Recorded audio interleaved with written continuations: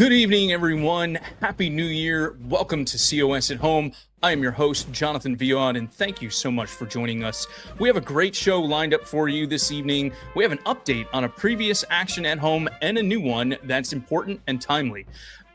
We also had the most responses ever to a mailbag question, and I can't wait to talk about that with you tonight. For our main event, the interview segment of the program, we will be joined tonight by best-selling author, speaker, host of the Heidi St. John podcast, and newest endorser of Convention of States, Heidi St. John. She's the author of Becoming Mom Strong and many other great books. So we'll be really looking forward to talking with her. Now, as we get the show started, it's time for an introduction to Convention of States from one of our activists. Tonight, we hear from Sebastian in Iowa about why COS gives him hope. Check it out. What's wrong with our federal government right now that definitely we as the American people can fix through Article 5 of the United States Constitution is that we do not have any stipulations in our Constitution with accounting principles on how we should spend money, how we can avoid heavy indebtedness, which is unbiblical. And also, we don't have term limits for unelected officials, unelected bureaucrats. People should support Convention of States if they want to get involved in their local government and understand the processes of government and feel like they're really making a difference and to really experience the fact that they actually do have a voice. And I see a young generation like myself involved with Convention of States and support Convention of States. I think it's hopeful because there's going to be a next generation that's going to come after us, and they're going to learn from our generation. And it just may not be that the Moses generation takes us there, but perhaps it'll be the Joshua generation. And that's what keeps me hopeful. The fact that I see a young generation there, it's going to happen. I just don't know how quick it's going to happen, but I think that we are moving in the right direction. And that's what gives me hope. That's what I tend to focus on. That gives me a lot of hope. So go to conventionofstates.com, sign the petition. That was awesome. Thank you, Sebastian. Love the scripture reference there as well. Very well said, sir. There are just two things I want to add to what Sebastian said. One, if you are unaware, the COS resolution calls for a convention to address three specific items: imposing fiscal restraints on the federal government, reducing the size and scope of the federal government, and placing term limits on members of Congress and federal officials. Second, it's important to remember that we are more than a convention. Our mission statement is to build the largest engaged army of self-governing grassroots activists in American history, or the way I put it, to reestablish a culture of self-governance. The founders built a system of governance that was dependent on an active and educated citizenry, but unfortunately, we Americans have allowed the comfort and distractions of everyday life to prevent us from doing our duty. Convention of States is focused on changing that, and we hope you will join us. Now, as I mentioned at the top of the program, we have an update for you on an important action at home that we did. You may recall last year, we recommended that you help us by signing a letter calling on President Donald Trump to support the Convention of States movement. Well, I am excited to announce that we hit a major milestone before the end of the year. And as of now, we have over 110,000 signatures on that letter. It's amazing. And I want to thank all of you who did go ahead and sign that letter. If you haven't, we want you to go ahead and do that. The more signatures we can get, the more we can make clear to President Trump that we, the people, believe this is the way to saving our country, doing an Article 5 convention. Help us by adding your name or sharing it with a friend. You can do that by visiting conventionofstates.com/Trump to sign today. That's conventionofstates.com/Trump. All right, folks. So typically this is the point in the program where we would pivot to our 5 for 5 segment. However, with the start of the new year, I wanted to share what's been on my heart and mind heading into 2026. First, let me ask you a question. Have you set a New Year's resolution? Well, maybe you answered our mailbag question about America's resolution. Although I'm not usually a fan of resolutions, tonight, as we start 2026, I wanted to humbly suggest one for each of you. In fact, this is a goal I've set for myself going into this year that I'm sharing with you tonight. But first, let me provide a little context. My daughter attends a classical school here in our area, and part of their curriculum is for the students to tether their education to virtue, particularly the 4 classical virtues: temperance, prudence, justice, and fortitude. The latter, fortitude or courage, is to me the greatest of virtues. Without courage, we cannot properly apply the other virtues. As a cursory review of history proves this to be true and demonstrates the danger caused by an absence of courage. For example, those of us who are believers know that the courage to obey God's commands was missing in the Garden of Eden, and all of mankind suffered as a result. Or how about 2,000 years ago when a carpenter from a small town called Nazareth was condemned to a brutal execution under false charges? What if those who knew of his innocence had the courage to speak truth to power? Perhaps the result of the absence of courage is best captured in the 1946 poem First They Came by German Lutheran pastor Martin Niemöller. In Pastor Niemöller's poem, the narrator describes that when the Nazis came for different groups, the narrator lacked the courage to speak out. Finally, when the Nazis came for the narrator, there was no one left to speak for him. Of course, we have a modern example of COVID to remind us of how dangerous society can become when so many of us lack courage to say no to things like lockdowns, masks, and experimental vaccines. Compliance replaced courage, and so many people have suffered, and so many more will suffer from our failure. However, history also shows us the blessings that come from courage, even in the darkest of hours. 250 years ago, 56 men courageously signed their names to a document that many saw as their death warrant. Today, we celebrate the men who signed the Declaration of Independence and the ideals it contained upon which our nation was founded. On September 22nd, 1776, a 20-year-old man courageously stood at the gallows from where he would be hanged and declared that his only regret was that he had but one life to give for his country. Although he was killed, Nathan Hale's martyrdom for liberty continues to inspire the country founded thanks to sacrifices made by men like him. The scourge of Nazism that we discussed before was eradicated from Germany because courageous young men boarded boats, crossed seas, and bravely charged a beach under a hailstorm of bullets on June 6, 1944.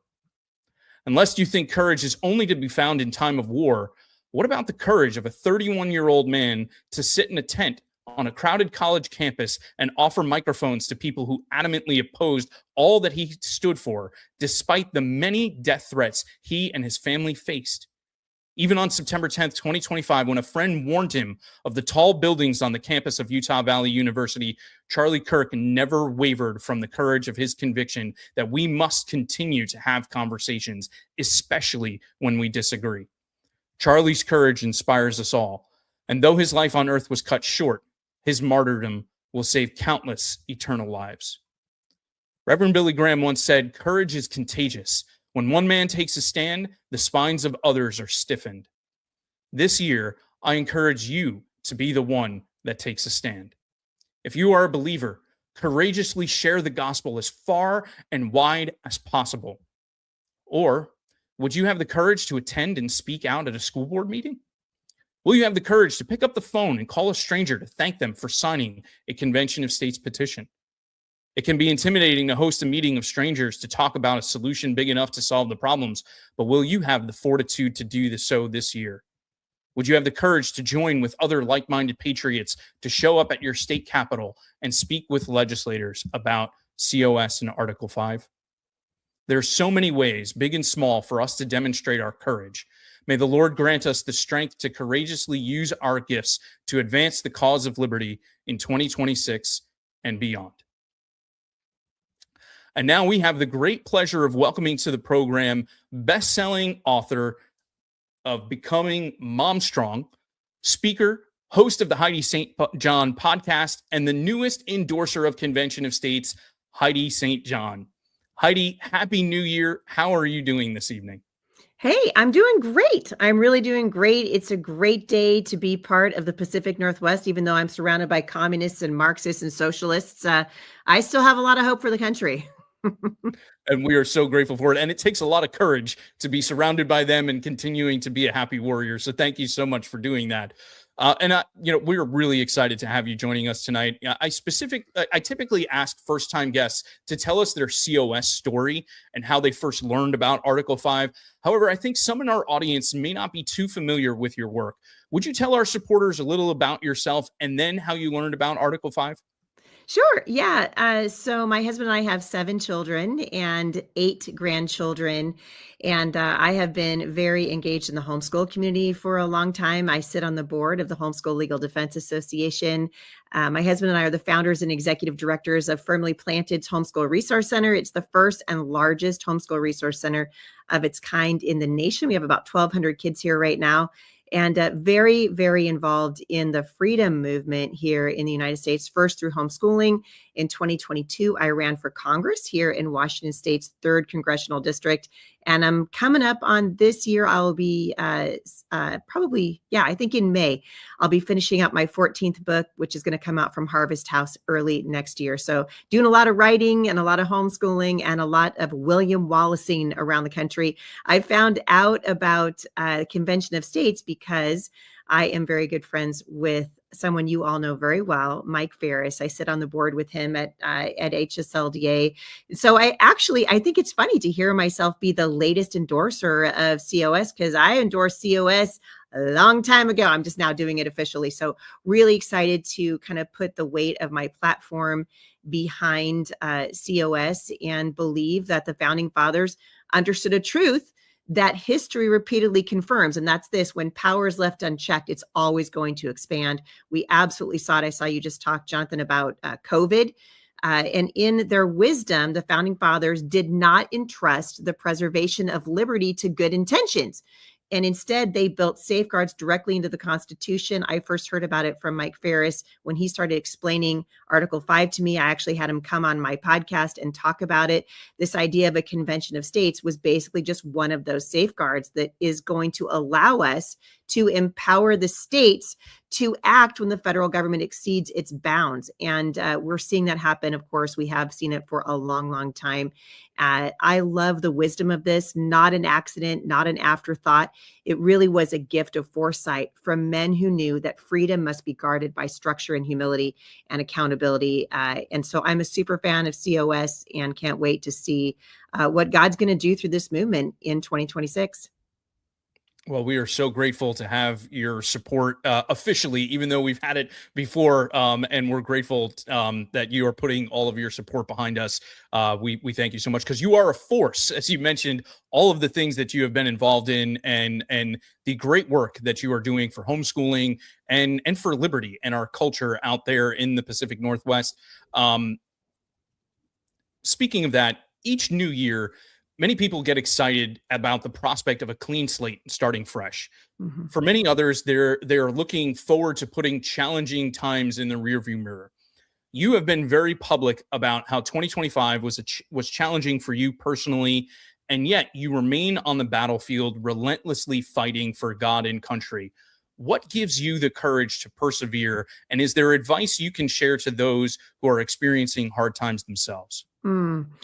That's a great question. And you're right. 2025 was a very difficult year for me. It started with difficult news in January, and basically it was tough all the way through. We lost one of our staffers to cancer this year. One of my very good friends, also another homeschool mom, passed away just before Thanksgiving. And then one of our staffers just before Christmas. I had a major surgery this year. We've had a lot of political setbacks in 2025 in the Pacific Northwest. But listen, you guys, I've read to the end of the book. And I know that one of these days, God's going to make it right. And we have a job to do, a role to play. God calls us to use our voices in whatever capacity that we can to stand for freedom. And the homeschool movement, for example, as Mike Ferris is always saying, is a freedom movement. America was built on the principle of self-governance. So free people governing themselves under God with clearly defined limits on civil authority. And over time, and I've been talking about this on my podcast for a very long time, we've drifted away from that foundation. But I believe, and I know that you guys do too, that it can be restored. Too many Americans have surrendered responsibility in exchange for this false sense of freedom and even for comfort. And we see this in the crazy radical people that are protesting night after night after night in the Pacific Northwest here, near Portland, Oregon, where I live. And so to me, this country is worth fighting for. It's why I ran for Congress. I believe in the principles of of governance and of a free society. And as we've seen the Marxists kind of gain influence here in the Pacific Northwest, these systems that centralize power, look what's happening in New York City right now under the ridiculous leadership of Mondani. This guy's openly talking about taking property rights away from white people. It's amazing where this country is. And the Convention of States really offers this constitutional, lawful path to reclaim what we've lost. That to me is exciting. I tend to be an optimist. I'm always looking for, what are the solutions? How can we train our children up so that they can take their place on the battlefield? Ultimately, and I know you believe this too, the battle that we're facing in our nation right now is largely a spiritual battle. And spiritual battles require spiritual weapons. And yet, for generations, we have sent people to the highest positions of authority in our land who cannot wield spiritual weapons. And so I believe with everything that's in me that God's people need to engage again. And one of the ways that we can do that is through the Convention of States, because it's going to empower the states and ultimately the people to reassert accountability and renew the principles that have made us the greatest nation on the face of the earth. And we can do it without chaos, without revolution. COS is not about tearing down the system. It's about repairing it according to the wisdom of the founders so that liberty can once again rest in the hands of a responsible, engaged citizenry. And Heidi St. John is absolutely here for it. I think we have so many reasons to be hopeful. And I believe, and I've experienced this absolutely with a very frightening health scare in my own life this last year. Our days, according to God's word, are numbered. And we're not going to live a single day beyond what the Lord of Heaven's armies has already ordained. And when we believe that that's true, it doesn't matter if it's COVID or a car accident or cancer, we're not going home a moment before the Lord has already determined that it's so. And it takes the fear out of living. And I want my life, and I know that you do too, I want my life to count for eternity. And I want it to count for freedom and to defend this country that I love so much. And I want it for my grandchildren. And so I think we have a lot to be excited about as long as we don't give up. Mike told me a long time ago when I was running for Congress that the surest way to lose a fight was just not to show up to fight. And so I say we show up, and we show up to engage, and we show up to be educated. And I think God's going to do amazing things in the years to come. So I'm actually optimistic about what lies ahead in 2026. That is so extremely well said. And I love what you said there too about Convention of States, that we're not trying to tear things down, we're trying to repair things. And I think a lot of our opposition does not understand that. They peddle a lot of fear because this process has never been used before. And they try to intimidate people to keep them away from utilizing this because they think that it's going to run away and we're not going to be able to have the fortitude and the courage to make sure that we do everything we can to keep it on the tracks. And I don't think that, first of all, we the people have to get this action done, right? We're the ones who are going to our state legislators. We're having them pass this resolution in order for us to call a convention. We're not then going away. We're going to stay engaged. We're going to stay on the battlefield like you encourage so many people to do, to get off the bench and stay in the battlefield. And so there really isn't anything to fear in that regard because we the people are doing what we're supposed to be doing and being active and engaged and holding our legislators' feet to the fire. So I personally, having reviewed this process as much as I have, I don't think there's anything to fear except fear itself. Now, as you mentioned, or as I was mentioning to you, you talk to people, and you when you're talking to your supporters, you're encouraging them to get into the battlefield. And I think that aligns perfectly with our mission, what we're trying to do with Convention of States, because we're trying to build that engaged army of grassroots activists or reestablish a culture of self-governance. What are some specific actions people may take if they have never been involved in political or cultural battles before? Well, I think that the first thing you have to do is get educated. And, COS is really good about that, teaching people about the wisdom of the founders and how they gave the states this tool to specifically address federal overreach in Washington when Washington refuses to correct itself, right? Which happens over and over again. So the very first thing we need to do is we want to be the most educated people in the room when it comes to the issues that we're facing as a nation, when it comes to cultural issues, to spiritual issues. We've got the time for lazy patriots, and I think even lazy Christians is just over. And so that to me is the very first thing. And the next thing is to come before the Lord and say, Lord, what would you have me do? When we pray as Christians, historically, for the last, I would say 50 years, this is probably true.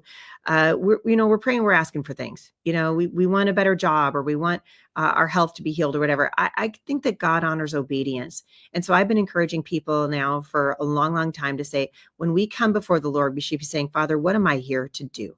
What do you want me to do? What are the gifts and abilities that you have given me that I can use in the protection first of the gospel, and then of freedom? And honestly, we need to recognize if we lose our freedom, we're going to have an awful hard time sharing the gospel. It should matter to us.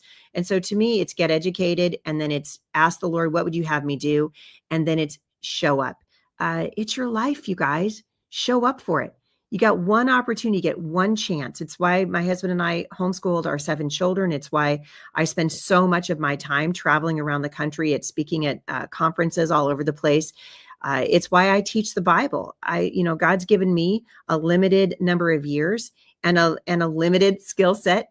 And I want to use the skill set in the number of years that I have to accomplish as much as I can, rather, for the glory of the Lord and for the furtherance of what I believe is the greatest nation on the face of the earth. So I think we have an opportunity right now, certainly, if you're not homeschooling your children and your children are of school age, I urge you, I cannot say it strongly enough, get your children out of public school, because we are turning out in our public schools and our public universities every single year by the hundreds of thousands, kids who hate this country, who don't understand the blessings of liberty, who believe that the nation is nothing but a bunch of colonizers, who don't believe in the sanctity of human life. In many cases, don't even understand what a woman is. We're so confused, and that confusion is coming out of our education system. So I've been urging parents to pull their children out of public schools, to either homeschool them or put them in a good private Christian school. But we've also got to take responsibility again for the education of our children, and who Thomas Jefferson called the rising generation. That is our responsibility. And I think it's time for us to take it seriously. That is so well said. And I agree 100%. Our daughter goes to a classical Christian school here in our area. And honestly, it's one of the best decisions we've ever made. And she's only in kindergarten, and we can see the impact that will have. And we're going to do everything we can to make sure that she continues in that way. And I would encourage it for anyone to either go, as you said, to a classical school or to be homeschooled, because the public schools are just, they're a nightmare, and they aren't serving the interests of our children. Yeah, that's absolutely true. And I would say they're injuring our children. Body, soul, mind, and spirit. Our children are being injured by the messages that they are getting out of the public schools, and we're seeing the fruit of that. And it honestly will not matter. And this is another reason why Convention of States is so important. It will not matter. Even if we win, let's say we win the midterms, which for goodness sake, we better, everybody better buckle up for that. But let's say we win the midterms, and then we've got another good run in 2028. We're going to run out of time on the clock, because it is simply a math game at this point. It is a numbers game, and we are literally turning out kids who hate the country and don't understand the founding fathers. They don't understand the wisdom that they instilled into our Constitution. I mean, to me, it is a 5-alarm fire. And I have been telling parents for a very long time, get your children out of public school and take responsibility for their education. It absolutely matters. And, Jesus said in Luke 6:40, when he was addressing the Pharisees, that when a student is fully trained, he'll be like his teacher. Jesus understood that when young children are being formed, because these are formational issues. These are not opinions. These opinions have been formed. They're formational issues. You talk to anybody who's down right now protesting on the streets of Portland, Oregon, or Seattle, Washington. If you ask them what their worldview is, they cannot even defend the position that they have logically. This is coming from our education system. It's a 5-alarm fire. Parents need to get their kids out of public school. We got to do it yesterday. Yeah, and in fact, I noticed something that you posted on Facebook recently, about one of the biggest news stories that has been taking place over the last couple of days, and you had noted that the reaction that you had seen to President Trump's decision to have the U.S. military capture Venezuelan dictator Nicolas Maduro, that the reaction from some was actually an indictment on our education system. Could you elaborate on what you were referring to? Yeah, I mean, what you see happening is a failure on the part of our education system to educate young people and even older. It's not even just young people. I mean, you go down. I mean, I hate to keep throwing the Northwest under the bus, but if you go to Seattle, Washington right now, or Tacoma, or Portland, Oregon, or Eugene, Oregon, you're going to find a bunch of silver-haired boomers out there with signs calling for the release of one of the most tyrannical, brutal dictators ever to exist in the world. And the reason they're doing that is because they have been indoctrinated by our government education system to believe that socialism is better than what did Mondani call the other day, rugged individualism. This is coming out of our schools. And I was urging parents to take their children out before their kids turn into these silver-haired idiots who don't understand politically what time it is, can't balance a checkbook, don't understand the blessings of liberty, would give it up in a heartbeat to a communist dictator if given the opportunity. And this is coming from our education system. And unless we stop the bleeding, unless we put a tourniquet on the bleeding, like what we're trying to do here through the Homeschool Resource Center, we will eventually lose our country to this ideology.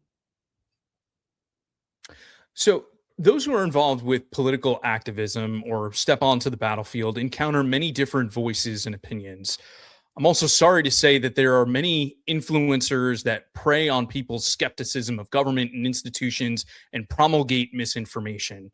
As you mentioned before, the political battles really have become more intertwined with spiritual warfare than perhaps ever before, certainly in my lifetime. What methods do you use to filter out the noise and discern truth? Man, boy, these are good questions. Listen, we are surrounded right now by lies, absolutely surrounded. We're surrounded by conspiracy theories. I think in the era of COVID, a lot of us realized, man, hey, we're being lied to. We were being lied to by our government, and it opened the door to all kinds of things. We need to remember, this is really important. I teach on this all the time at my podcast. God is not the author of confusion. God is not the author of confusion. When you see influencers, I don't even care if they used to be dependable, or we used to respect them. I can think of 2 names right off the top of my head of people that I have followed for many, many years and have had tremendous respect for, who have just gone off the rails as it relates to issues that are happening in our nation right now. And so we need discernment. Spurgeon said that discernment was not knowing the difference between right and wrong. It's knowing the difference between right and almost right. So a really good example of this would be the Marxist movement, otherwise known as Black Lives Matter. If you did just a little bit of research and didn't let your emotions guide you and your emotions drive your decisions, you would see that Black Lives Matter was a Marxist movement that didn't care at all about Black lives. Black Lives Matter doesn't care about the Black unborn. It doesn't care about Black police officers, does not care about Black conservatives. It was never about Black lives. It was always about a political ideology that's rooted in Marxism. And we saw cultural Marxism really take root in the culture because a lot of people allowed their emotions to drive their decisions and change their avatars on social media to Black squares because they didn't want to be seen as unloving toward the Black community.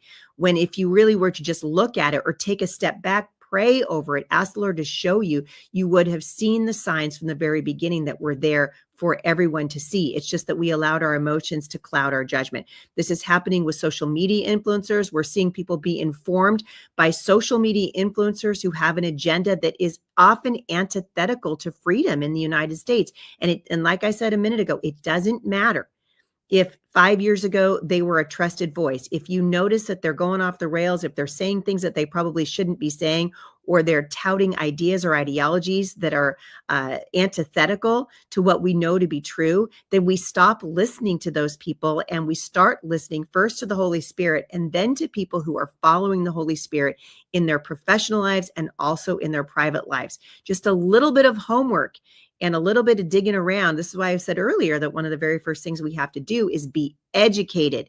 We've got to stop taking our news from influencers on social media and really ask the Lord for discernment. And as AI continues to become more and more ubiquitous, we're going to need to be discerning. And I think it's going to be maybe the number one thing that Christians are going to have to fight for in their own lives and in their own spirits in the months and years to come.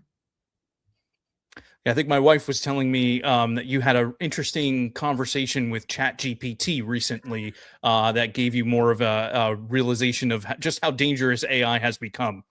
Yeah, I did. I was actually responding because I'm getting ready to go over on tour with my friend Ken Ham and some of the team members in Answers in Genesis to do the Gospel Reset Tour in Australia. And so I was really concerned and saddened by the shooting at Bondi Beach, which obviously, fell in Hanukkah. It was obviously an Islamist attack. So I said to ChatGPT as I was getting ready to do my show notes, I gave it, I think, 5 talking points. And I said, hey, can you help me stretch these 5 talking points into 2 minutes each about how Islam, there's no such thing as a good Muslim, because a good Muslim is a murderer. A good Muslim has to kill the infidel. A good Muslim is going to make you pay a tax or make you convert to Islam. There's no such thing as a good Muslim. And I was trying to make that point, and I made the point to ChatGPT, and ChatGPT corrected me and said, I will not do that. I will not. It said, I'm trying to protect your ministry and your reputation. I'm not going to let you sully an entire religion. And I was like, oh, no, we're not doing that. You're going to do exactly what I asked you to do. You're the computer. I'm the human being. But it reminded me that ChatGPT is not unbiased. It has programmers, and we need to remember that. ChatGPT is not the final authority. It's not the be all end all. What we've got to remember is that we need to do research for ourselves. This is why I brought up Black Lives Matter. We need to do research for ourselves. This is why I'm telling people, watch what Tucker Carlson is saying. Watch what some of these people are saying. Some of these guys are saying things that are absolutely anti-American. And if you believe for 1 second that AI and some of the voices that are rising in the culture right now are getting their information from reputable sources, you don't understand the nature of the battle that we are in. ChatGPT is a wonderful tool. It's not necessarily always a truthful tool. Yes, and it's a creation, and it's not better than the creator. And I Yes. think we've seen that in a number of instances. And I am stealing that line from State Senator Brian Birdwell, who was actually talking about convention of states on the floor of the Texas Senate. And he was making that point that the federal government is a creation of state governments, and the creation is not greater than the creator. And we have him, meaning the state legislature, had the authority to go and adjust what is going on with the federal government because it thinks it's the other way around, just like ChatGPT thinks that it knows better than you do as to what you should be saying to protect your ministry and everything like that. Again, the creation is thinking that it's greater than the creator. And we as human beings often think that we are greater than our creator. And that's something that really needs to change if we're going to turn this country around and do everything we can to fight against all of our enemies. So good. Yeah, it's really true. And we've got an opportunity right now. And the question is, are we going to rise to meet the moment? That's really the question.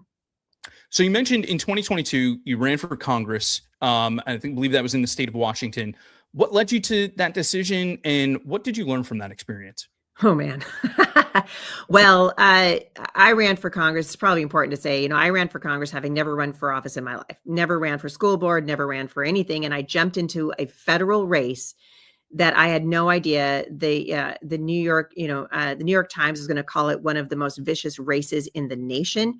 And I almost won that race. And I think what I learned in it was that it was wrong for me to assume that the Republicans were always the good guys and the Democrats were always the bad guys. There are bad actors in both political parties. And I learned that, and I'm still actually very concerned about this. I'm so glad I ran for Congress. It gave me the experience of a lifetime. I got to spend an hour with President Trump by myself at his Bedminster country club, and that was extraordinary. I got to sit with him and talk about Joe Biden and all kinds of it was an amazing, amazing opportunity for me. I'm glad the Lord allowed me to do it. I would say I came away with that deeply concerned about the divisions within the conservative movement. And we are seeing them now raise their ugly head in the aftermath of the assassination of Charlie Kirk. You can see that the fault lines in the Republican Party and the conservative movement run very deep. And unless we don't need uniformity, but if we're going to win, we do need unity. And we have got to stop this scorched earth campaign that we run in primaries against fellow conservatives. Ronald Reagan, who I was a huge fan of and used to campaign for when I was a kid, said that this was the 11th commandment, thou shalt never speak ill of a fellow Republican, especially not during an election. And the Democrats will walk in lockstep with each other. But because I think Republicans are typically more independent minded and we tend to think for ourselves, we're airing all of our dirty laundry out in the public. We run these scorched earth campaigns, and then you get to the general election and you wonder why nothing will grow. Well, it's because you scorched the earth. There has to be more of a congeniality in the conservative movement. We can disagree about things, certainly, but we better agree about what we really want. And at the end of the day, in the election, we've got to come together. If we don't do that, we will lose the country. And I think the handwriting's on the wall there. And so that was my big concern. That was my big takeaway. I was not ready for the infighting in the Republican Party when I ran for Congress. I mean, I was ready to face Nancy Pelosi on the floor of the House of Representatives. You put Heidi St. John on the floor of the House of Representatives, that woman was not going to know what hit her.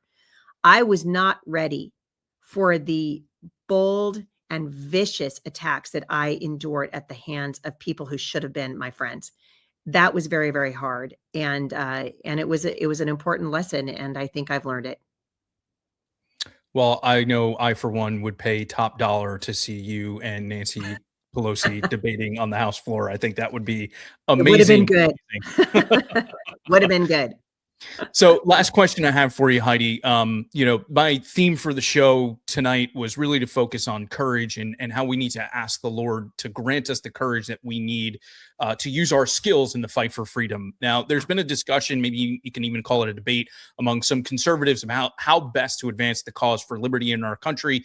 Some believe that the best course of action is for patriots living in states with, we'll say, anti-liberty governments, which I'm sorry to say really has just been blue states, to flee states that have governments with much more pro-liberty agenda.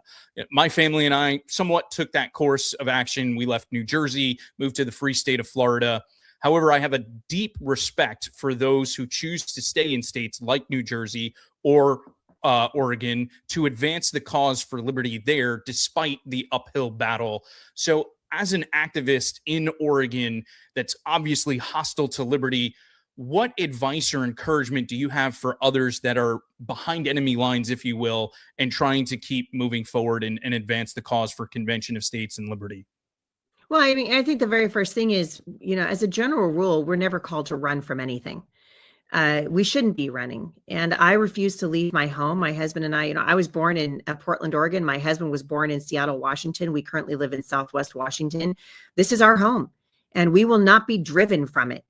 And I believe, it's actually not true that there is any safe state in the United States. I mean, if you look at what happened in Florida just a few short years ago, Ron DeSantis won his bid for reelection by a sliver against a radical. And it wouldn't take much for these states to turn if the people that move from states like New Jersey to Florida, or from Oregon to Florida, or to Tennessee, or wherever, if you don't get engaged in the political process in the states that you move to, those states will be lost eventually also. And so to me, I would rather dig my heels in and try to teach people about our Constitution and set an example of what it means to leave it all on the field. I'm going to leave it on the field. One of these days, I've learned a very valuable lesson in 2025, and that is that our days are numbered. And it was very sobering for me, to be honest with you. And I realize at 55 years old, my life is more than half over already. And I want it to count for something. And I don't want to spend my life running. And I think a lot of times we spend our lives running. I'm not saying if God calls you to move, then absolutely move. I mean, more than anything else, we got to listen to the Lord. But I don't want to run because I'm afraid. And I don't want to run because I'm frustrated. In places like Missouri, I was just interviewing a pastor from the great state of Missouri the other day. You know, Missouri last year lost their bid to protect the unborn, and they passed a constitutional amendment. Well, miraculously, it was just thrown out on a technicality. Wow. And they have the opportunity right now to do what they should have done before and fight like there's no tomorrow to protect the unborn in the state of Missouri. And I think they're going to do it. And here in Washington State, we are not going to give up. I'm holding a meeting here at the Homeschool Resource Center tonight of some area influencers politically, a couple of sitting representatives, like a state senator. We're going to be talking about what it is that we want to do. And I hope we want to win. If we want to win, we need to learn to work together. If we want to win, that means we're going to have to make concessions, sometimes in areas that we don't want to make concessions, because we see the greater picture and the greater good of working together. And I think that we can do it. And so if you're living in a blue state, if you're in California, or if you're in Oregon or Washington or Colorado, for goodness sake, we're about to lose Idaho. People should pay attention to what's happening in Idaho. Some of these places that we consider to be red states or safe states, they're not safe at all unless the people that are currently living there decide to get up off of their couches, get off the bench, get onto the battlefield and engage, run for school board, run for city council. We belong in all of these spheres of influence, and they matter. People will say to me, well, I mean, the way that I'll tell you how we lost Oregon. Oregon didn't always used to be this way. Neither did Washington. We lost it, frankly, because because Christians decided that Christians shouldn't engage in politics. We decided that Christianity and politics don't mix, except for politics determines policy and policy shapes the nation. Why, in the name of everything that is holy, would God's people not want to be involved in politics if politics shapes nations? Why did we exit that conversation? Why did we leave? Why did we run? We ran because we allowed the enemy to lie to us about what was at stake. And now we know. And so I hope, what I'm doing now, and someone asked me when I was running for Congress, why was I doing it? I said, first, I was doing it out of obedience to the Lord.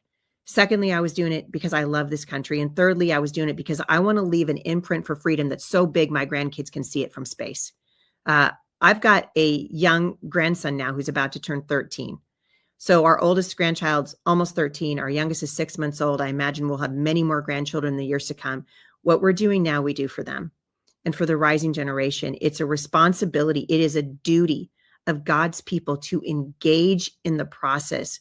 And in so doing, we say thank you to the Lord for the blessings that we have experienced of living in the freest nation on the face of the earth. It will not stay free unless we defend it. So whether you're in a red state or a blue state, the responsibility is the same. Get off the bench, get onto the battlefield. I don't care where you are. Maybe stop running and start engaging. I don't know that I could say anything more other than amen. That was extremely well said. Thank you so much, Heidi. And as someone who is a cancer survivor myself, I certainly understand and appreciate how precious life is. And so I want to extend my deepest condolences to you on the loss of your friend. And just again, thank you so much for everything that you do. Folks, you should be listening to the Heidi St. John podcast. I really recommend it. And we are so incredibly thankful and blessed to have the support of you. And God bless you and everything that you continue to do for the cause of liberty. Thank you so much for joining us tonight. Thank you for having me. I appreciate the opportunity. All right. And that is Heidi St. John, again, the author of Becoming Mom Strong, as well as coming up 13 other books, right? She's got another one coming out, and we are really blessed to have the support of Heidi St. John. Wonderful to have her on the program. And I have to give a thank you to my lovely wife, Sarah, and some of our family friends for inspiration on some of those questions tonight. They're fans of her show, and I appreciate their recommendations.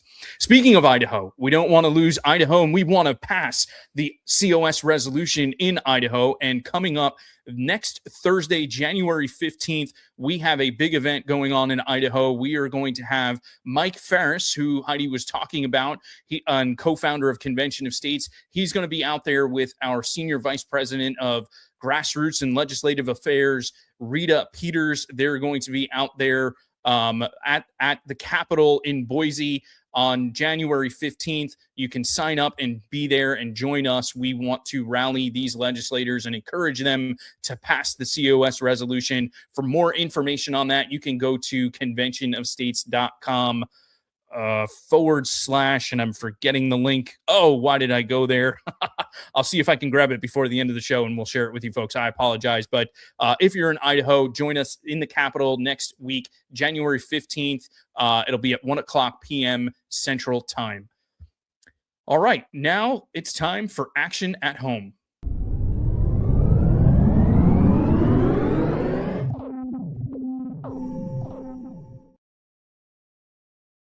All right, for our Action at Home tonight, legislative sessions are beginning in many states across the country. We're just talking about Idaho, which means this is one of the busiest times of the year for Convention of States activists.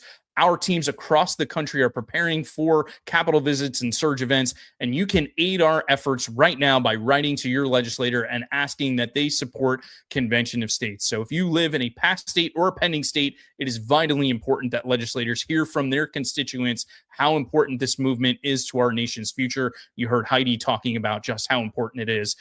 So the way that you can help is you can go to conventionofstates.com /act. That's our Take Action page. There in the upper right corner, there's a button that says to call or email your legislators. You click on that button, it's going to bring you down to the bottom of the page where you can then find your state. You'll see your state flag. You click on your state. That will direct you to another page where you can enter your information. You can enter your name, your first name, your last name, your address, your email, and your phone number. And then you'll click submit. And what will happen there where it says act now, it'll switch to another page. It'll identify who your legislators are. And there will be a template email for you that you would be able to edit and add your own comments. But we wanted to get you started there with information about why you support Convention of States. And of course, we would love for you to add your personal stories to that as well. That is a simple thing that you can do right now from the comfort of your own home and let your legislator know that you stand with Convention of States and you want them to do so as well. So again, conventionofstates.com /act and ask your state legislator to vote yes on COS. Okay, let's go ahead and check the Minutemen mailbag.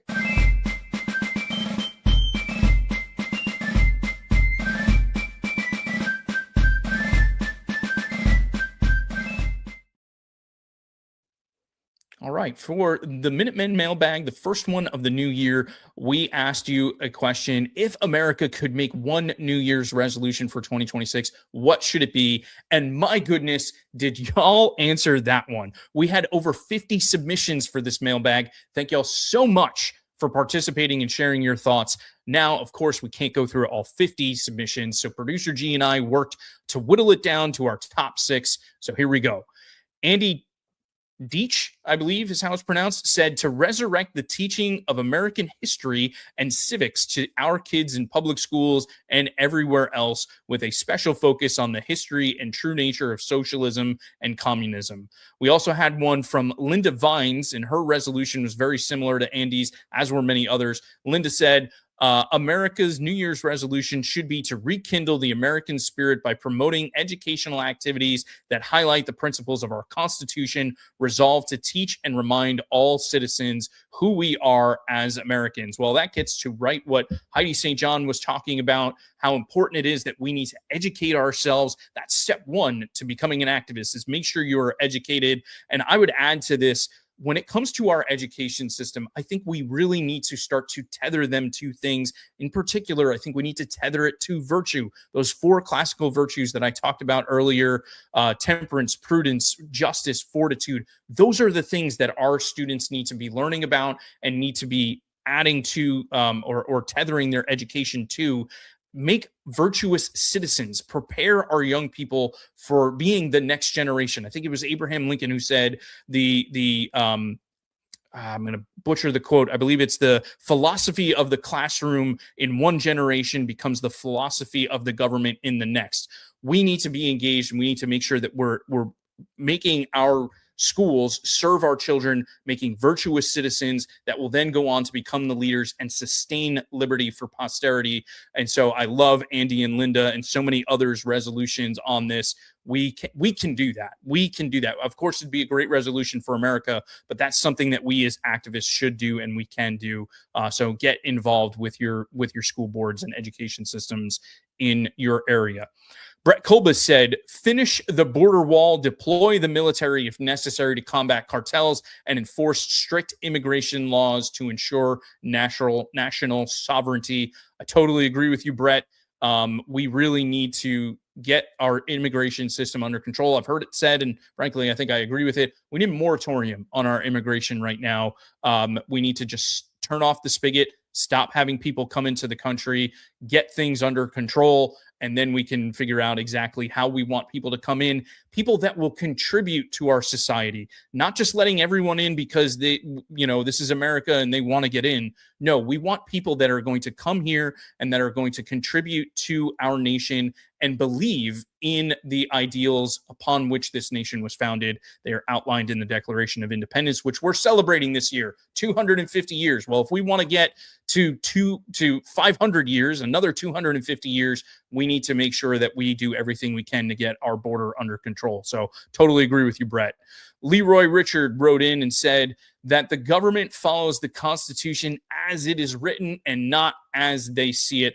And, that is so well said, Leroy. So many people try to say that, Convention of States, you can't trust the Constitution or how do I want to say this? It's not that you can't trust the Constitution. It's that, or no, that's what people say is that the people aren't our governing officials are not listening to or following the Constitution. And that's not correct, right? They are following the Constitution as it's been interpreted through our years of judicial supremacy, if you will, in this country. We need to get back to the original intent of the Constitution, take a look at the Federalist Papers, study them and appreciate them, and really enforce that. And I totally agree with that resolution. So I love it, Leroy. Thank you. Mary Maynard wrote in and she said, we resolve in 2026 to become one nation under God, indivisible, with liberty and justice for all. How can you add anything to that? It's perfectly said, Mary. We need to get back to that. We need to return our country to a country of self-governance. We need to have a better understanding of the ideals in that Declaration of Independence and what we recite in our Pledge of Allegiance. We need to come together and use those things that bind us together as a nation, that bound us together when we first got started and sustained us all this time. We need to get back to that. I think too many of us and too many in our society feel like America is the problem in the world instead of it being the solution. And that just simply is not true. And we need to fight and combat that type of thinking. Last one we have here is from Tracy Grabiak, and I love all of these submissions. She said to celebrate the 250th anniversary of the Declaration of Independence by learning its real history and how it helped lead to the U.S. Constitution, and by using Article 5 of the U.S. Constitution to work toward restoring some of the original intent of the Constitution via passing in the Article 5 COS resolution in as many states as possible this year. Amen, Tracy. Amen. Let's get behind the Article 5 Convention of States movement. We can do this. We can get some of these states passed, but we need to come together and make sure that we're doing that. These are all wonderful resolutions for what our nation and what America should be focused on. The truth of the matter is, though, it comes down to us, right? The Constitution, the first three words of the Constitution are we the people. So we're the ones who have the power to really push for these resolutions to be adopted, for our countrymen to embrace them. But we have to be engaged in the fight. We have to have courage to show up at those school board meetings and push for reformation of the school curriculum in our area. We have to have the courage to sign up and become a volunteer with Convention of States. We have to be willing to make those phone calls, make a trip to our capital. Sometimes you may live in a state. I know in Texas, there are places where it takes 10 hours one way to get to the capital. You need to do it. You need to be there. Thankfully, Texas doesn't have a legislative session this year, so you can think about it for another year. Me here in Florida, I live 5 hours from Tallahassee. I got to get in the car. I got to go up there. I know so many other people in Florida that have to make that drive. Others in states like New Jersey, pretty much anywhere you need to go in New Jersey, it's maybe 2.5 hours. You can make it to your capital. You can be there. You should be there. You should be talking to your legislators. You should be advocating. You need to have the courage to do this. This is the only way that we're going to restore our country to its former glory. It's the way that we're going to preserve liberty for posterity. So you need to be in the game. I want to thank all of you for submitting those amazing resolutions and answering our mailbag question. And if you would like to have your answer read on our program, be sure to go to conventionofstates.com/mailbag for the Minutemen mailbag for our future episodes. Okay, ladies and gentlemen, that brings us to the conclusion of our show. Just a reminder, all of the COS at Home shows are aired live on the first Wednesday of every month at 8 o'clock Eastern Time. The next show will be on Wednesday, February 4th at 8 o'clock Eastern Time. And my guest will be the aforementioned Convention of States co-founder and senior advisor, Michael Farris. Of course, the legendary Michael Farris has a long list of accomplishments. I will go through all of those on our next show, but I cannot wait to have Mike join us again. And as you are aware, COS scored a major victory in the courts late last year in Kansas, setting the stage for Kansas to potentially become past state number 20 this year. Could it be this month? Could it be tomorrow? It's not going to be tomorrow. Could it be very close? It could be. So we're very excited to be talking with Mike about how that happened and so much more. Be sure to join us Wednesday, February 4th for our next COS at Home program. Ladies and gentlemen, I want to once again thank you so much for joining us tonight. I hope you've enjoyed the show, and I hope you found it helpful and edifying. Thanks again to Heidi St. John for joining us tonight and for her official endorsement of Convention of States.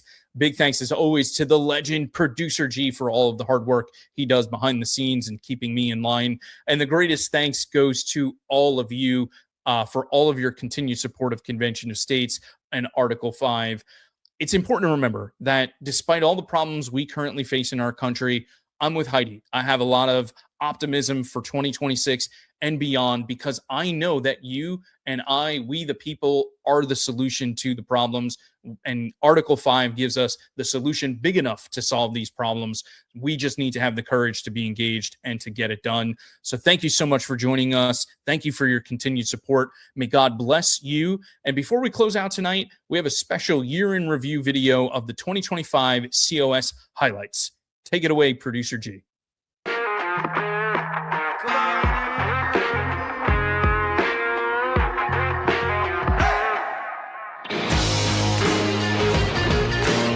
You do have some allies inside the Beltway now. Couldn't have planned this, but we have Vice President J.D. Vance as a supporter, the Secretary of Defense Pete Hegseth, Secretary of Agriculture Brooke Rollins, Caroline Levitt is a supporter, Mike Huckabee is a supporter. So we have administration support all across sort of the highest levels of the administration.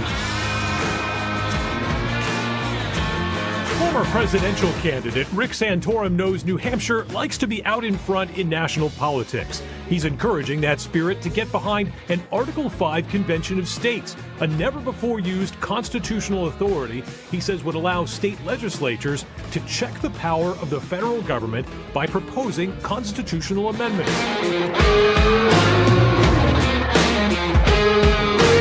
Willing to try to do something and use a tool that's part of the Constitution.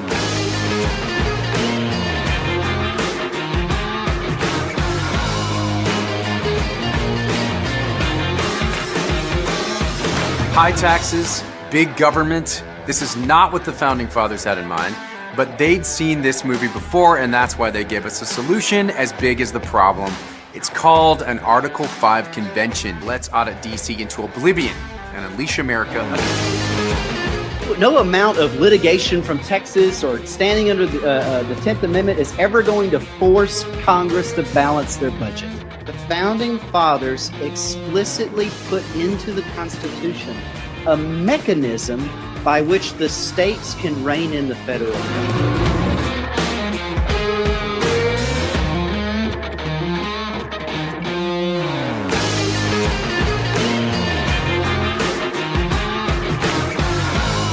We need to have a convention of the states, ideally, if it gets bad enough, to pass a balanced budget amendment and term limits especially. It's an Article 5 convention of states. You want to go around Washington, D.C., get the amendments you want. You want term limits? You can put that into the Constitution. Can you tell our viewers a little bit about Convention of States and what its mission is?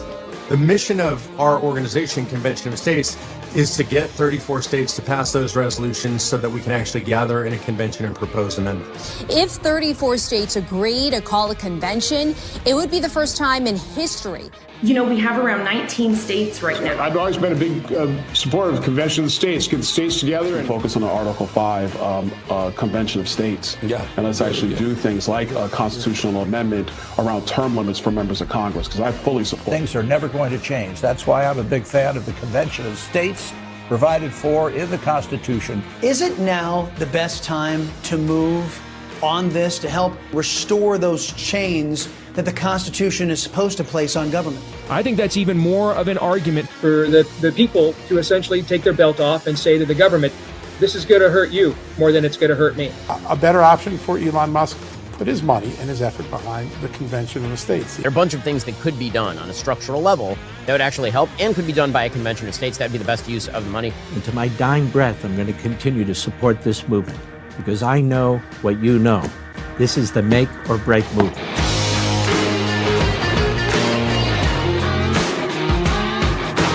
I've gotten probably more emails to support the Convention of States since I've been a state senator than just about any other issue. I'm talking about thousands of people that I've signed up and I want to save our country.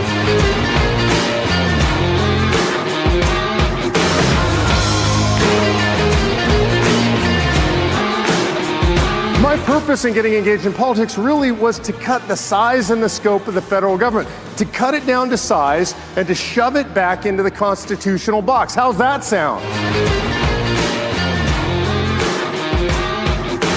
The mentorship has been absolutely exceptional. You're going to grow, you're going to be challenged. You are leaders when our country desperately needs leaders. Hundreds of people here from all over the 50 states. We get our grassroots from across the nation here. Obviously, we can feel the energy in this room. We're going to be louder, we're going to be bolder, we're going to be more courageous. We will not be silent. We will speak, and we will speak the truth with passion and courage. I want to watch us restore self-governance in the country. I've never known where I was supposed to be before. And for the last 6 years, I've done what I believe God intended me to do. God was on my side and we could not fail.